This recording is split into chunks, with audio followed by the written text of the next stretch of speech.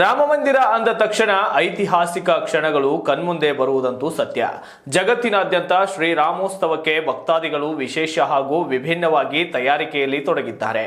ಒಬ್ಬರು ಉಡುಗೊರೆ ಕೊಟ್ಟರೆ ಇನ್ನೊಬ್ಬರು ಕಾಣಿಕೆ ನೀಡುವುದು ಅಷ್ಟೇ ಅಲ್ಲದೆ ಜಪತಪಗಳನ್ನ ಕೂಡ ಮಾಡ್ತಾ ಇದ್ದಾರೆ.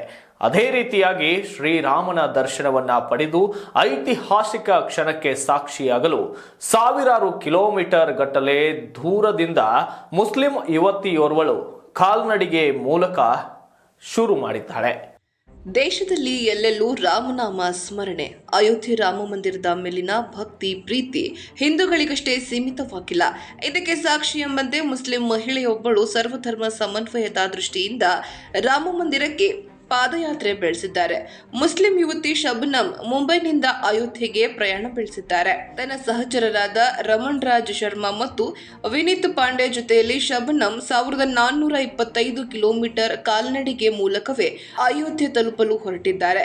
ಶಬನಂ ಮುಸ್ಲಿಂ ಧರ್ಮೀಯರಾಗಿದ್ದರೂ ಕೂಡ ಭಗವಾನ್ ರಾಮನ ಮೇಲೆ ಅಚಲ ಭಕ್ತಿಯನ್ನ ಹೊಂದಿದ್ದಾರೆ. ರಾಮನನ್ನ ಪೂಜಿಸಲು ಒಬ್ಬ ಹಿಂದೂ ಆಗುವ ಅಗತ್ಯವಿಲ್ಲ ಎಂಬ ಸಂದೇಶವನ್ನ ಶಬನಂ ಸಾರಿದ್ದಾರೆ. ಉತ್ತಮ ಮಾನವನಾಗಿರುವುದು ಮುಖ್ಯ. ಈಗ ಶಬನಂ ಮಧ್ಯಪ್ರದೇಶದ ಸಿಂಧುವಾವನ್ನ ತಲುಪಿದ್ದಾರೆ. ಪ್ರತಿದಿನ 25ರಿಂದ 30 ಕಿಲೋಮೀಟರ್ ಪಾದಯಾತ್ರೆ ಮಾಡ್ತಾ ಇದ್ದಾರೆ. ಸುದೀರ್ಘ ಯಾತ್ರೆಯಿಂದ ಬರುವ ಆಯಾಸ ಹೊರತಾಗಿಯೂ ಕೂಡ ಮೂವರು ಯುವಜನರು ರಾಮನ ಮೇಲಿನ ಭಕ್ತಿ ತಮ್ಮನ್ನ ಮುಂದುವರಿಸುತ್ತಿದೆ ಎಂದು ಹೇಳುತ್ತಾರೆ. ಈ ಮೂವರು ಈಗಾಗಲೇ ಸಾಮಾಜಿಕ ಮಾಧ್ಯಮದಲ್ಲಿ ಸಂಚಲನ ಮೂಡಿಸಿದ್ದಾರೆ. ರಾಮನ ಆರಾಧನೆಯು ಯಾವುದೇ ನಿರ್ದಿಷ್ಟ ಧರ್ಮ ಅಥವಾ ಪ್ರದೇಶಕ್ಕೆ ಸೀಮಿತವಾಗಿಲ್ಲ. ಇದು ಗಡಿಗಳನ್ನ ಮೀರಿದೆ ಮತ್ತು ಇಡೀ ಜಗತ್ತನ್ನ ಒಳಗೊಳ್ಳುವ ಸುಸಮಯವಾಗಿದೆ. ಭಗವಾನ್ ರಾಮನು ಜಾತಿ ಮತ್ತು ಧರ್ಮವನ್ನ ಮೀರಿ ಎಲ್ಲರಿಗೂ ಸೇರಿದವನು ಎಂದು ಶಬನಂ ದೃಢವಾಗಿ ನಂಬುತ್ತಾರೆ. ಶಬನಂ ಯಾತ್ರೆಗೆ ಯಾವುದೇ ಸಮಸ್ಯೆ ಇಲ್ಲ.